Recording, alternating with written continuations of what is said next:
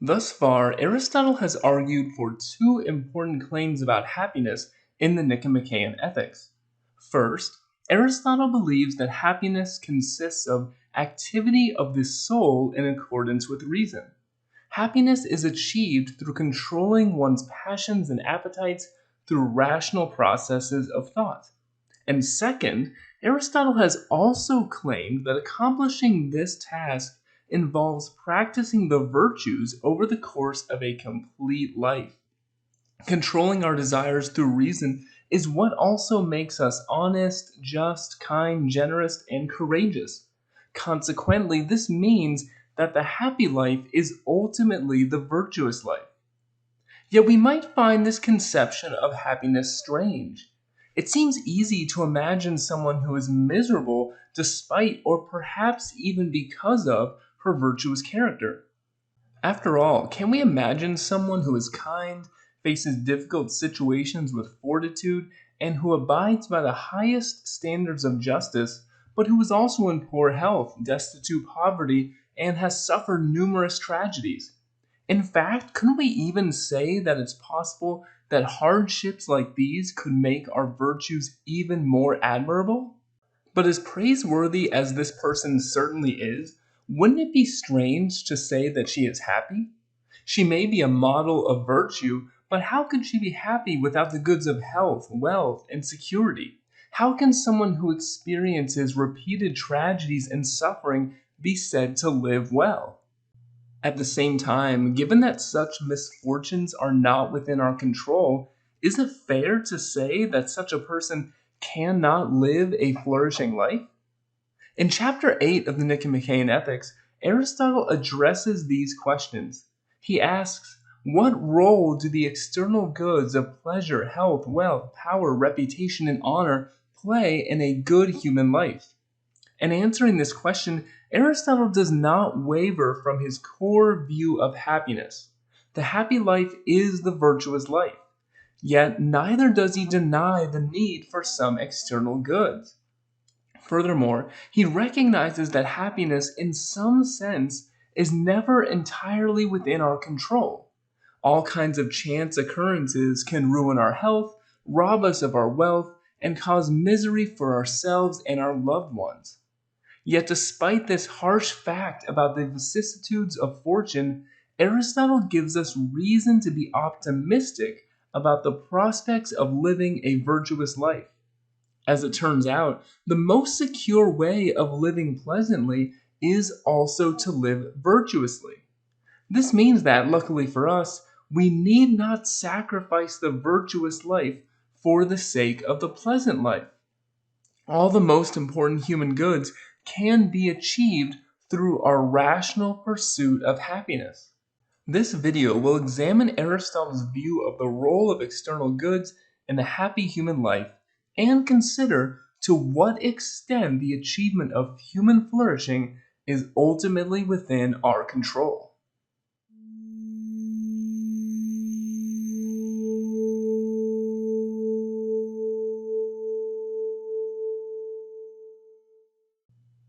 Aristotle believes that ethical theory must agree, at least to some extent, with common sense.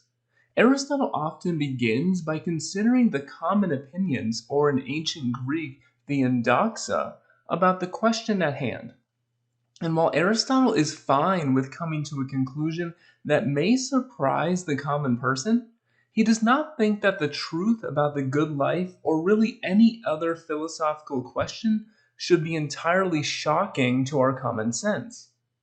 This is why Aristotle claims that his conception of happiness should not just follow from the premises he has outlined, but should also agree with the things people say about happiness. Aristotle emphasizes that all the data must harmonize with the truth. Previously, Aristotle criticized those who say that happiness is pleasure, wealth, or honor, and when I say that he thinks happiness should agree with common sense, I'm not saying that he's backing away from those positions. Yet, if common sense opinions provide some sort of data about what the good life is, then those who think that happiness is something like pleasure, wealth, or honor must at least have something right. They cannot be completely off base. So in chapter 8, Aristotle tells us that he will consider how these common conceptions of happiness harmonize with his own view about the good life. Aristotle begins by distinguishing three different kinds of goods. He says we can classify all good things into external goods, goods of the soul, and then finally, goods of the body. First, consider the category of external goods. As the commentator T.D. Roche explains, this category comprises those goods falling outside of a person's mind, feelings, body, or character. These are things that are good to have but are not part of us in any strict sense. So this would include things like wealth, friends, political power, noble birth, good children, and honor. Next, there are goods of the soul. These include excellent states of intellect or character, as well as various sorts of positive feelings. And here we are going to see that there are two main goods that Aristotle is concerned with that fall under this category. And those goods are virtue and pleasure. Finally, there are the goods of the body. These are desirable qualities pertaining to one's physical condition and appearance. These are things like health or strength, speed, and good looks. Aristotle distinguishes these three kinds of goods so that he can better determine whether his conception of happiness agrees with common beliefs on the subject. And later we will see him ask this question about external goods and goods of the body. However, Aristotle begins by first considering the extent to which his account of happiness harmonizes with those who say that happiness is some good of the soul.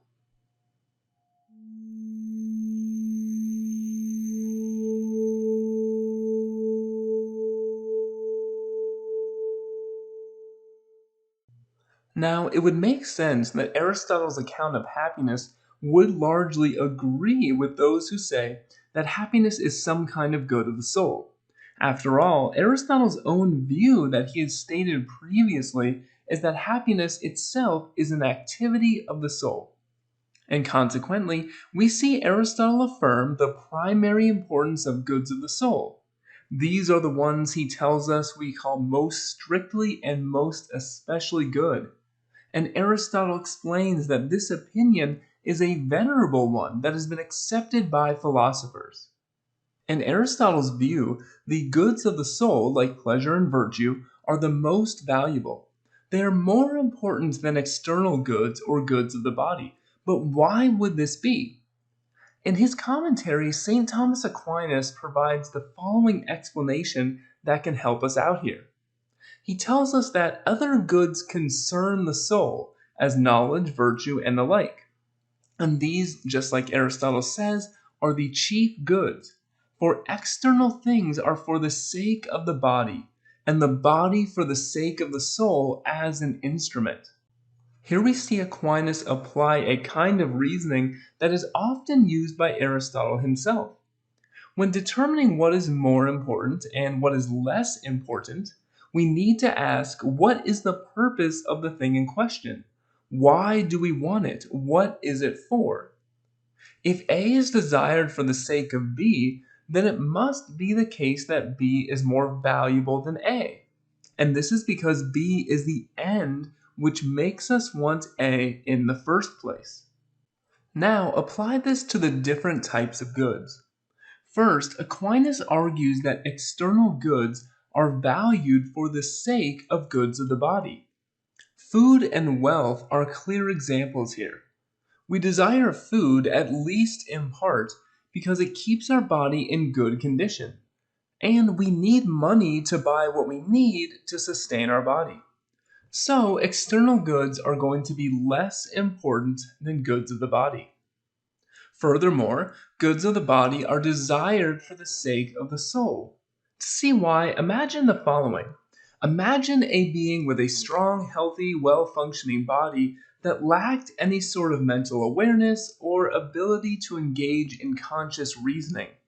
This would be something like a sophisticated robot, a being that can move and interact with its environment, but in Aristotle's terminology, lacks a rational soul.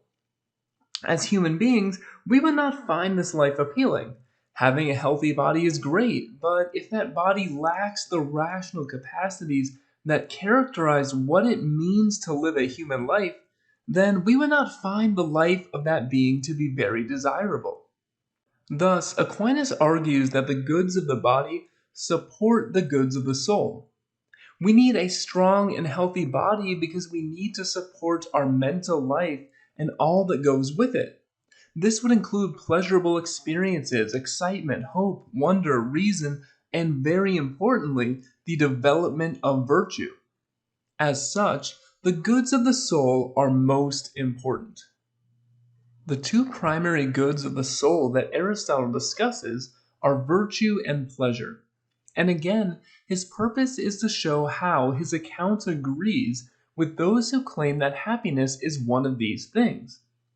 For obvious reasons, it will not take much work for Aristotle to show that his account agrees with those who say that happiness is virtue.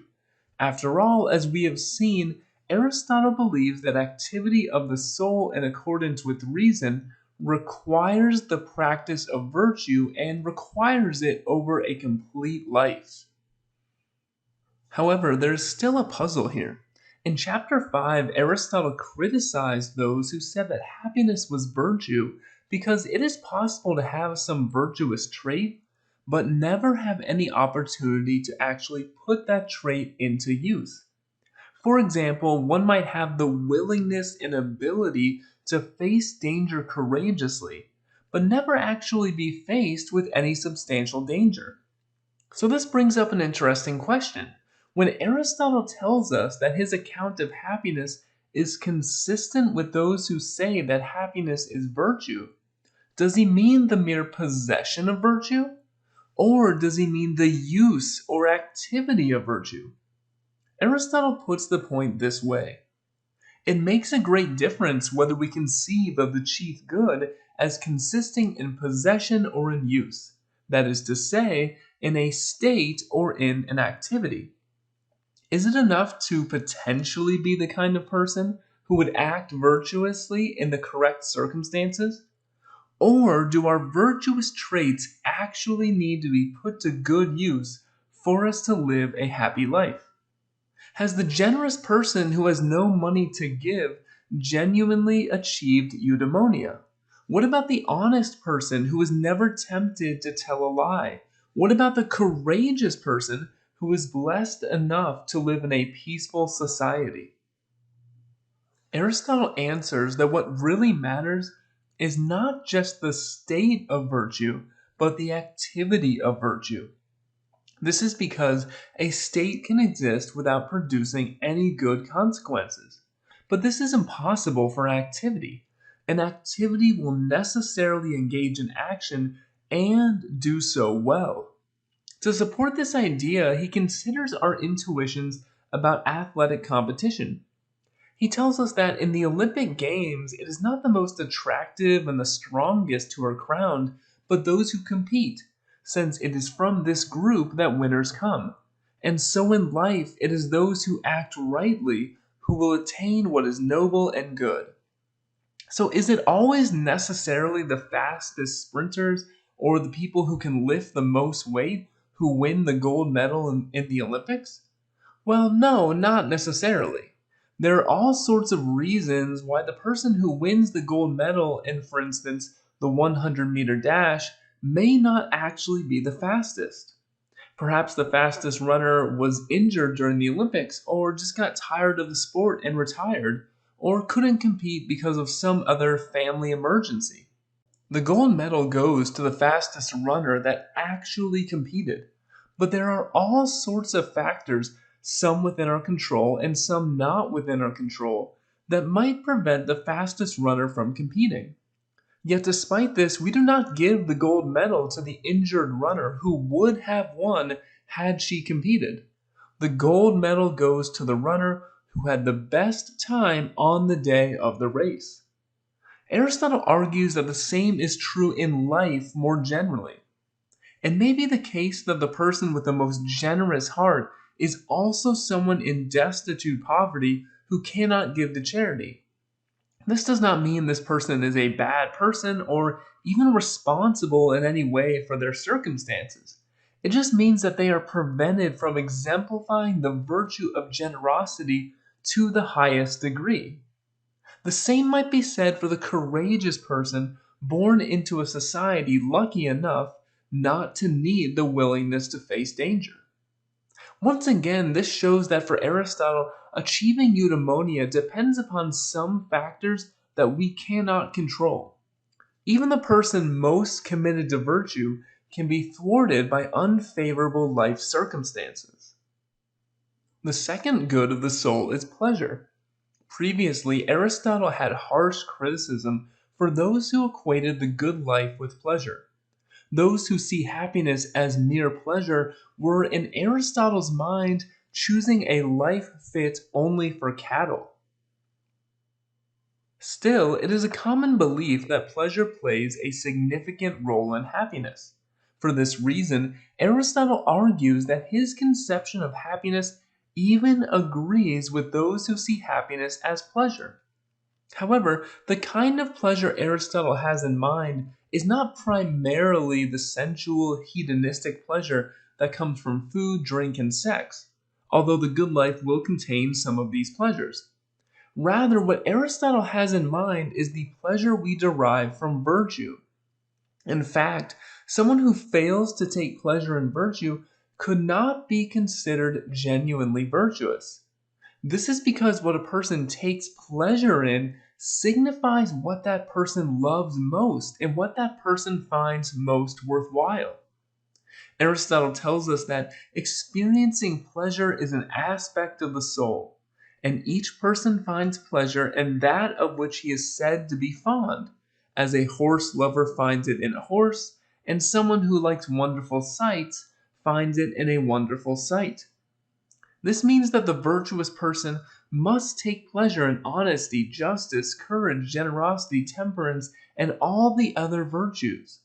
A lover of justice finds it in the sphere of justice, and in general, a person with virtue finds pleasure in what accords with virtue. This is why Aristotle tells us that the life of the virtuous person is pleasurable in itself. Furthermore, this is also why the virtuous person has no need of pleasure as some kind of lucky ornament. The virtuous person does not need pleasure to counterbalance the burden of being morally good. The virtuous person doesn't see being morally good as a burden in the first place. Instead, the virtuous person finds virtuous activity itself pleasurable. Furthermore, the fact that she has such a deep commitment to virtue is displayed by the pleasure she takes in doing what is morally right. So, Aristotle's conception of happiness does actually agree with those who say that happiness is pleasure. But the pleasure Aristotle recommends is not gained through our base animalistic nature, rather, it is the pleasure that comes from the development of moral character. This is how the moral life and the pleasant life ultimately come together. Furthermore, Aristotle even offers some further criticism of the hedonistic pleasures of the masses. He tells us that these pleasures, because they are not pleasant by nature, actually conflict with one another. But the pleasures of those who are fond of noble things are pleasant by nature. Aristotle clearly thinks the pleasure of virtue is superior to the pleasures of the masses because the pleasure of virtue does not conflict with itself, whereas the pleasures of the masses are in some sense self-contradictory. However, it is less clear why Aristotle thinks that is the case or what he means by conflict here. On this point, it is again helpful to consult Aquinas' commentary. First, why are the pleasures of the masses in conflict with one another? Aquinas provides the following example. Prodigality, for instance, is a source of pleasure to the spendthrift, while hoarding delights the miser. There are two ways in which our use of money can go wrong.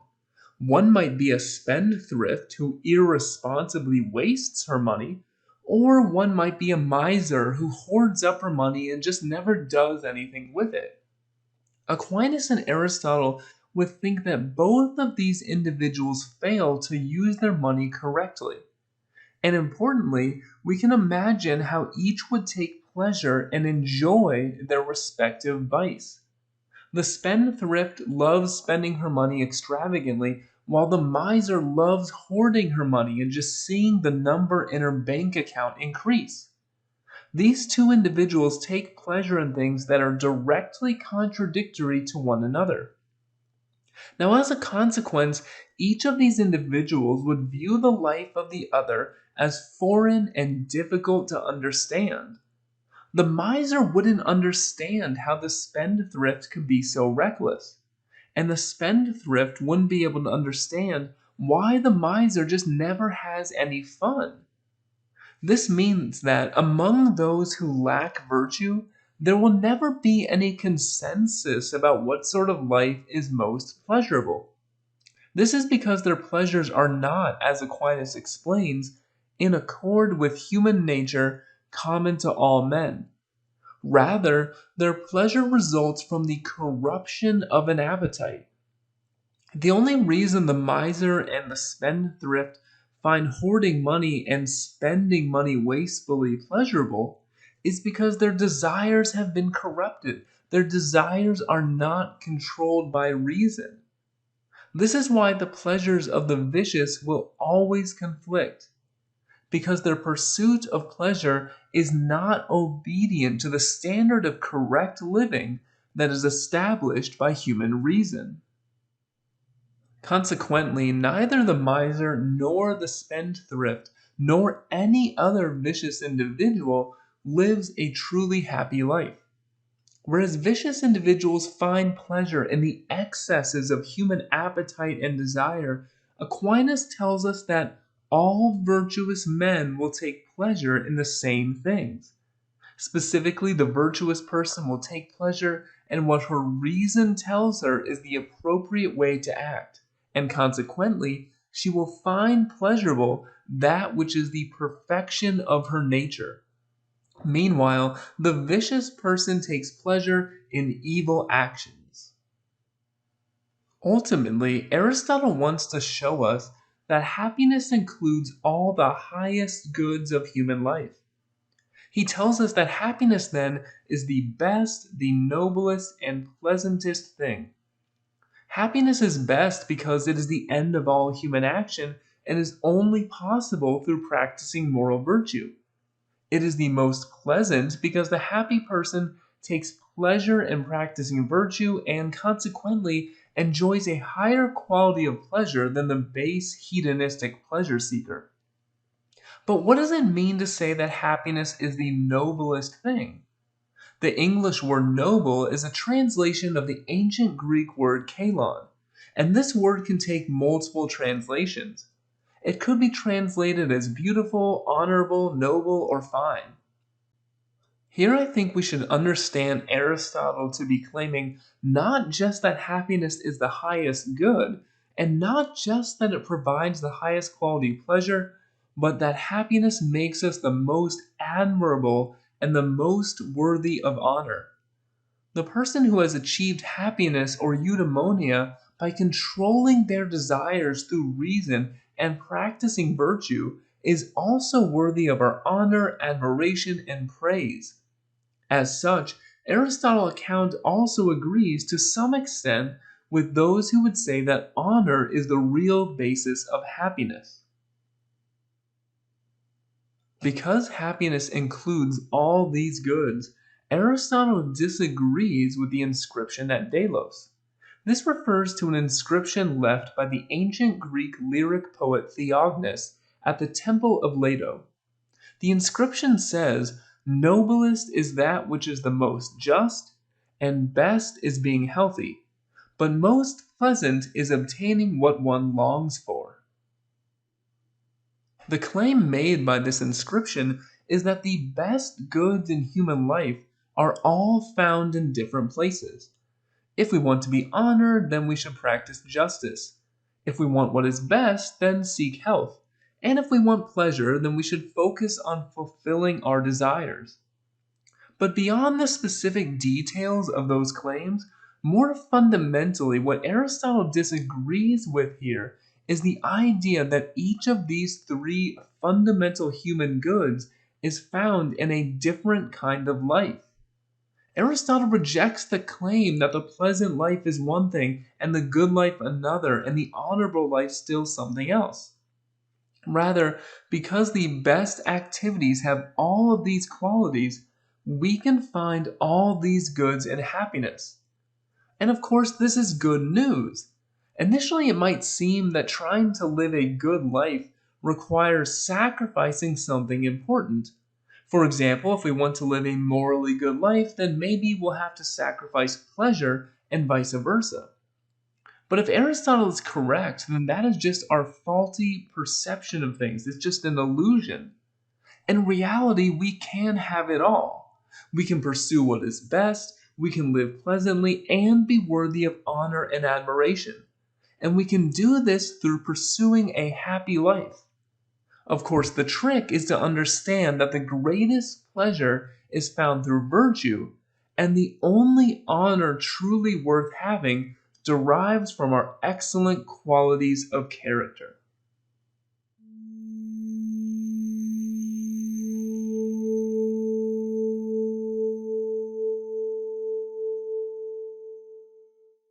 After discussing goods of the soul, Aristotle then considers external goods and goods of the body. While these are two separate categories, going forward I will use the term external goods as Aristotle often does to refer to both categories together. While the goods of the soul are the most important, as we have seen, Aristotle also takes it to be obvious that happiness needs the presence of external goods. In part, this is because, as discussed previously, it is impossible to perform noble actions without resources. However, this is also because of the basic intuition we have that some good things in life are more or less left up to chance. He tells us that being deprived of some things, such as high birth, noble children, and beauty, spoils our blessedness. For the person who is terribly ugly, of low birth, or solitary and childless is not really the sort to be happy. Now, regarding some of these goods, we might think that Aristotle is perhaps being a bit elitist or maybe too short-sighted. Today, we would not really want to say that someone born into a lower social class was prohibited from living a good life. In addition, whatever disadvantages come from lacking in physical ability or beauty, these do not really prevent us from living well. However, I think Aristotle's broader point here is legitimate. Consider the example of having noble children. Any good parent views the well-being of their children as having supreme importance in their life, and they will do anything possible to enable the young child of theirs to develop properly. Yet not even the parent's best efforts can guarantee that the child's life will go well. Many misfortunes can occur that can undermine a child's happiness, and some of these might even occur later in life, after the parent has already died.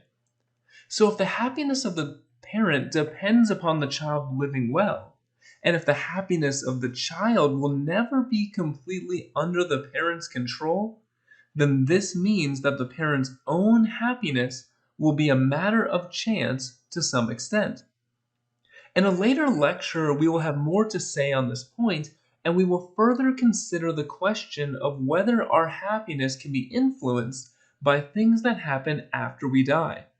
For the moment, however, we should notice that these points demonstrate how Aristotle's account coheres to some extent with those who identify happiness with good fortune. But we should be more specific about the question these observations force us to confront. The question is happiness the result of chance? Or is happiness within our control? If it is the result of chance, then that would mean some people are born into good circumstances, have good luck, and lead nice lives. And other people are born into bad circumstances, have poor luck, and lead miserable lives. If that is true, then one could describe happiness as a sort of divine dispensation. Happiness is the reward enjoyed by those who are favored by the gods. On the other hand, if happiness is within our grasp, then it would have a fundamentally different source. This would mean that happiness is acquired by learning, habituation, or some other training. Happiness would be something we can work toward, something we can take conscious and deliberate steps to attain. When we look for them, it is not difficult to find examples that support the claim that happiness is a matter of chance. So many people seem to have great virtues, but they also live badly under unfair oppression. How many wicked people are there who get to enjoy the luxuries of life? The saying life isn't fair seems to be correct when we think about these kinds of examples. Aristotle cites the example of Priam, one of the legendary characters from Homer's Iliad. According to the legend, Priam was the king of Troy who lived well for most of his life. His political power and recognition was complemented by his wisdom and virtue. Yet, near the end of his life, his son Hector was killed by Achilles, and then Priam himself was killed during the sack of Troy. Priam is taken by Aristotle to exemplify someone who lived happily until things took a turn for the worse at the very end. Yet, despite cases like these, Aristotle does not believe that happiness is merely a matter of chance or divine dispensation. Virtue remains what really matters for our happiness. But this doesn't mean that external goods do not matter at all. Some external goods are necessary conditions of happiness, while others will be useful means for attaining happiness and practicing virtue. The core of human happiness is accomplished through practicing virtue, and this is something we can aspire to even in very difficult circumstances. However, a completely happy life will be one that also has good friends, flourishing children, sufficient wealth, sound health, and good reputation. But why think virtue is more valuable than external goods? Aristotle's most succinct statement of this point comes when he tells us that to entrust what is greatest and most noble to chance would be quite inappropriate. It is an observable fact that all human beings desire happiness, all desire to live well. Now, suppose happiness were basically really a matter of chance. What would be the status of this desire? In some sense, it would be a pointless desire. We can hope that chance goes our way. We can hope that the gods look favorably upon us, but we cannot take deliberate steps to achieve something that is really just dependent on chance and good luck in the end. Consequently, if happiness comes and goes randomly, then our desire for it is really pointless. What is the point of trying to satisfy a desire if it isn't within our power to achieve the thing desired in the first place? All of this would be even more troubling given that the desired thing in this case is happiness, the highest human good. It is for this reason that Aristotle believes it would be quite inappropriate to entrust to chance what is greatest and most noble. Furthermore, because happiness comes through our deliberate effort to develop virtue and does not just come through chance, then only those beings capable of taking conscious effort to develop virtue can be said to be happy. It is for this reason that Aristotle tells us that we do not call an ox, a horse, or any other animal happy because none of them can share in such activity. And for this same reason, a child is not happy either, since his age makes him incapable of doing such actions. Animals and children cannot be happy because they lack the ability to develop virtue. At most, we can say children have the potential for happiness, but children and animals lack the requisite capacity to live a truly happy, flourishing life in Aristotle's sense. Notice that this would not be the case if happiness were just a matter of chance. Imagine that happiness was really just about pleasure. In that case, any being lucky enough to live pleasantly would count as happy, whether an animal, child, or adult. But in Aristotle's view, this is impossible because happiness is not merely about waiting around for the gods or the universe to bless you with a pleasurable existence. Instead, happiness is attained through deliberate effort and training that is oriented toward the good of virtue.